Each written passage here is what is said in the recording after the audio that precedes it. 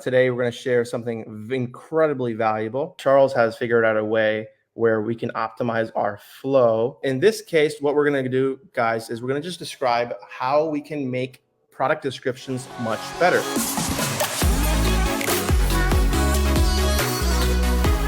As you know, BSF has different systems for, these assets that we create. And the whole goal here is to go ahead and generate these assets for each product. But, there's a lot of variables, right, Charles? So there's like an ad copy, there's like a video thumbnail, there's targeting sheets for Facebook. We have the landing pages itself, which we're going to talk about in detail. There's product research, there's making, post-purchase upsell funnels and everything like that. So there's a lot of stuff that we can review here. Just wanted to show you guys that, at BSF, what we do is we want to avoid all these variables, and we want to kind of push the variable to only being the product itself. And the reason we do that is because simply we don't want to second guess ourselves. We don't want to be spending ad spend on Facebook when it's not deserved for that specific product and those assets, right? So as you know, in BSF, we have a certain format that we've followed for years, and because that's what we formulated to be the best in terms of conversions for these e-commerce products online. So that's kind of what we're aiming to do here, right? So what we do is we come up with that system, and your whole goal is to have your ad copies, your videos, your thumbnails, your landing pages, your targeting sheets, your post-purchase upsell funnels, all aligned to follow one specific system. And then what we do is after that, we test the products, and then the products are now the variable. So whatever we see in terms of our ads manager, whether it's, so the secondary metrics, the primary metrics, et cetera, we basically make decisions on those products based on the numbers that we see. We don't say, hey, the ad copy might be bad. Hey, we don't second guess ourselves and say the video might be bad. We don't second guess ourselves and say the targeting sheet might be bad. Of course, there's going to be optimizations when the product does well, but this is a good test for products because you don't have to second guess yourself on the amount of assets that you have to build. Also, part of the reason why BSF students are very, very successful is because we do systemize these things. We teach you how to do A, B, C, D, E, so you can go ahead and test the actual products rather than second guessing yourself of, okay, we showed you product research, go test a product. But your ad copy might be bad. Your video might be bad. Your targeting sheet might be bad. So we want to make sure that we have a control variable, which is a control, and then the variable will be then the product itself. The most time-consuming portions that we've seen for our students over the past 5 years is one, product research, and two, building the actual landing page, right? So this is very, very important. This is building your high-quality landing page faster, right? So you can go ahead and test some more products in a short period of time. There's a lot we can go through today on how to use this to speed up the landing page process. And so to kind of add a bit of context to that, I met Justin and the team after joining the BSF program myself, probably nearly 2 years ago now.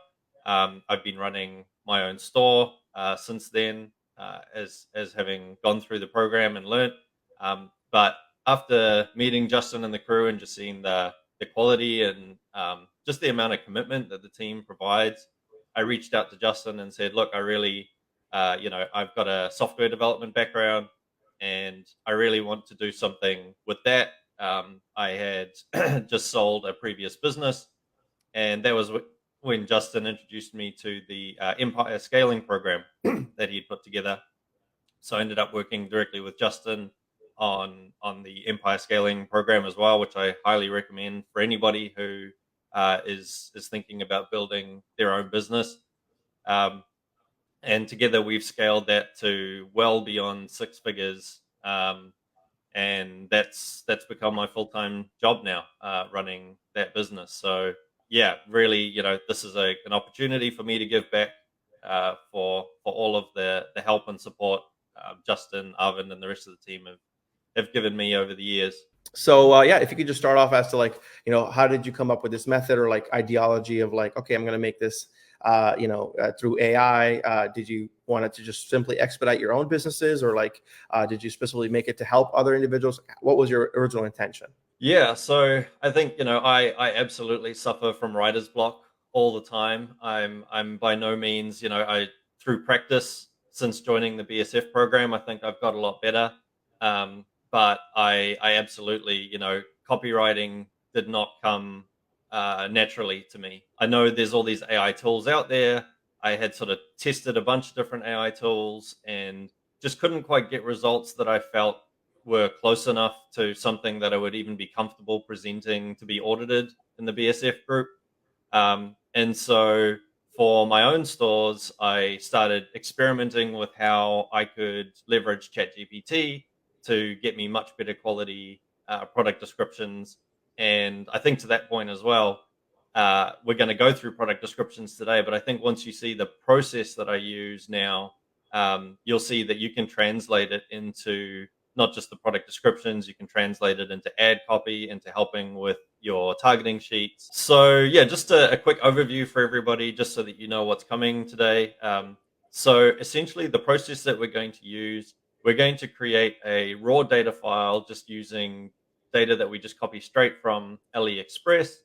I'm then going to talk you through how we take that file and the setup that I use in ChatGPT. And I've already got the prompt file created. It's the same prompt file that you guys will be able to access after the session. So you'll see I'm literally just going to copy and paste the prompts into ChatGPT. And we're going to go through that process live together. So basically just going to go through, we're going to create a Google Doc. We make it publicly accessible so that we can access it through ChatGPT afterwards. So this is the product I'm going to use as the example product. I'm sure lots of us have seen ads for this. I apologize in advance if this is one of your products on your your list that you're working on at the moment. But if nothing else, then maybe you can see how simple this is.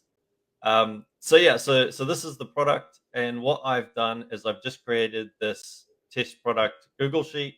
You'll see it's super raw. I haven't done anything exciting to it. I've literally just copied and pasted all of the data that I found on different AliExpress listings for this product. So you can see it's super raw. It's still got weird little emojis and stuff that are in here that copied from the listing.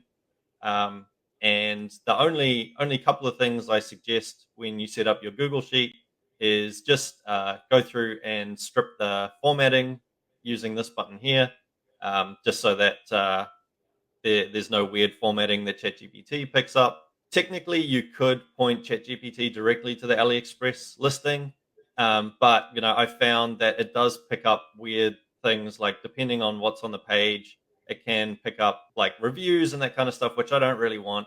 I want to be a little bit more targeted on what data I want ChatGPT to learn from, and so I just copy the core product information into this file and strip the formatting. Once you've done that, you just want to hit share and make sure that anyone with the link can access it. Viewer permission is fine, and you can copy that link. That's the link you want to use for this process I'm going to show you.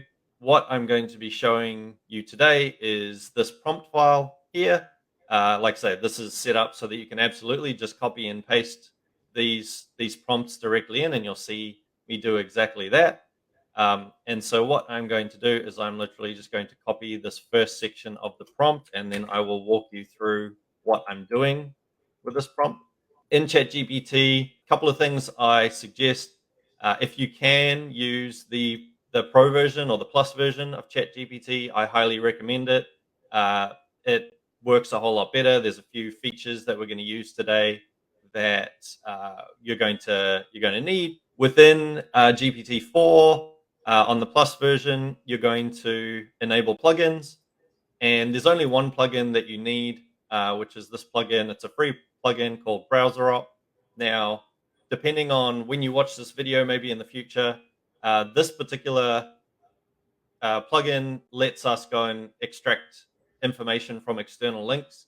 I have noticed that these plugins, GPT kind of recycles them sometimes. So by the time you're watching this, you might have to find a different plugin that does this, or maybe by then the browse with Bing will be a lot better, and you'll be able to just use it directly.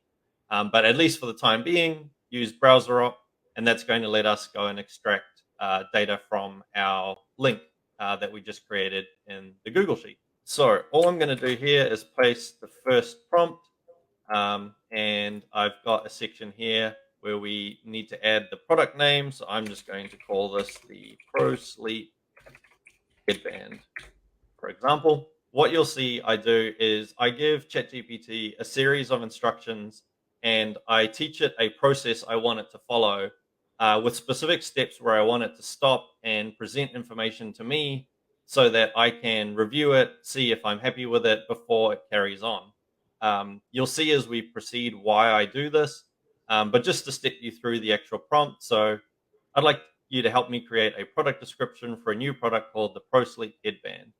We'll use the following steps to create the description together. Step one, you'll ask me for a website link. That's going to be the Google Doc link we just created.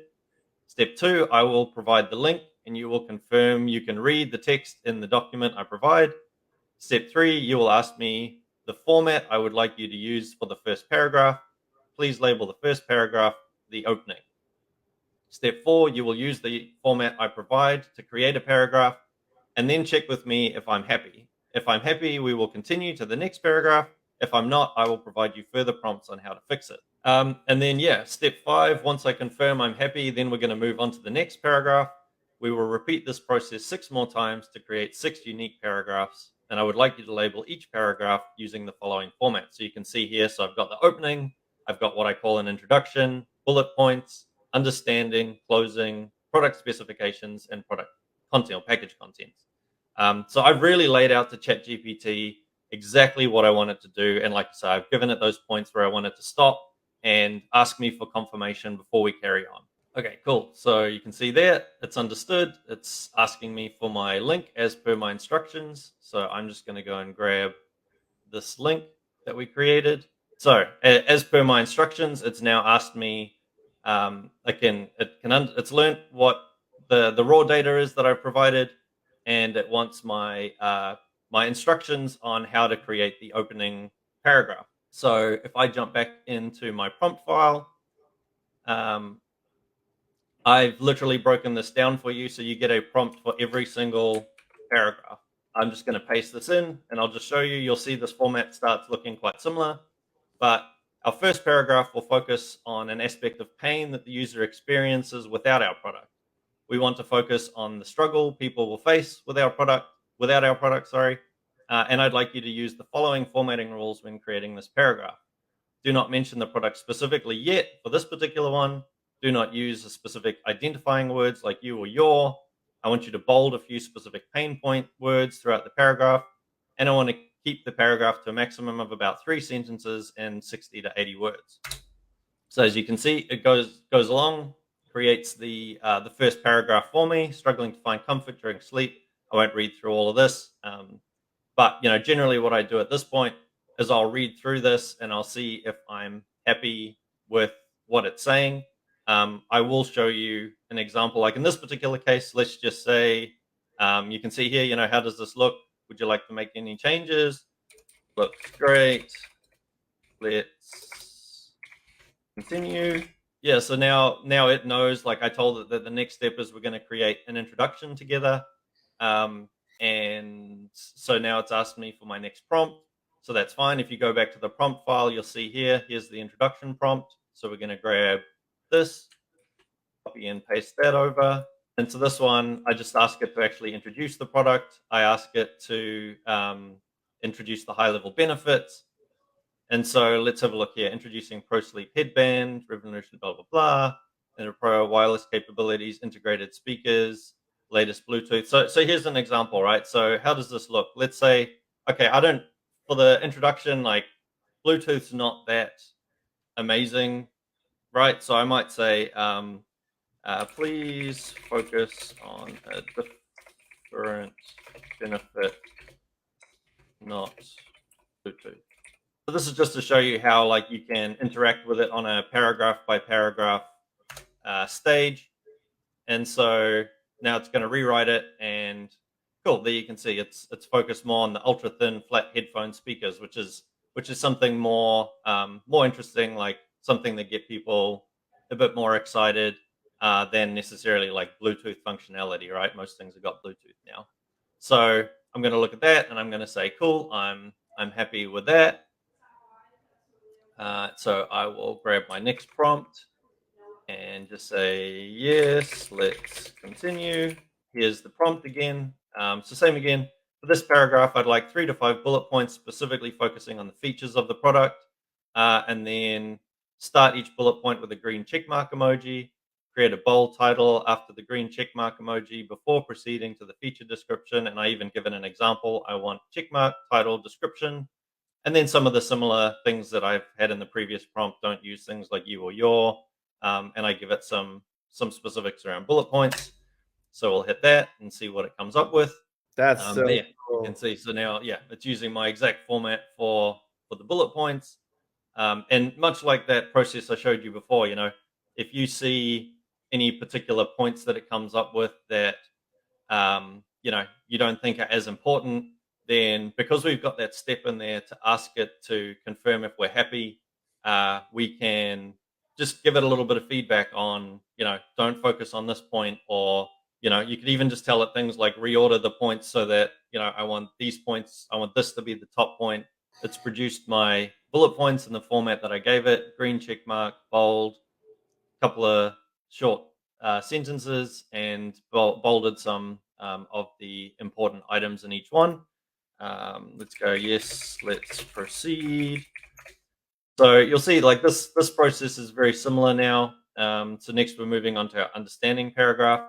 I'll just go through quickly, and I won't go through all of the prompts. You can read through these prompts now that you understand how they work. But I'm just going to go through quickly and load the last few prompts so that I can show you a few things at the end. Looks great. We're almost there. Pop that in there. Let it do its thing. Looks good. Okay, last couple of prompts here. So this one is the product specification. So I've just asked it to go and create a bullet point of all the product specifications. Looks good. And second to last. This is the last content creation one. So now I'm just going to ask it to create a section on the package contents. And then this will be the interesting one. This one sometimes ChatGPT doesn't like, but lately it's been working pretty well for me. Is now I'm going to ask it to combine all of those paragraphs into one final product description for me.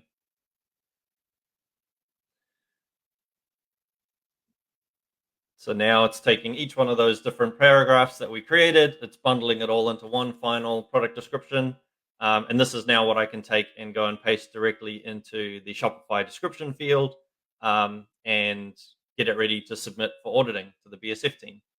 And yeah, hopefully you guys can see the power of the series of prompts. It certainly for me has helped the writer's block issue, and has sped up the number of products I can create big time.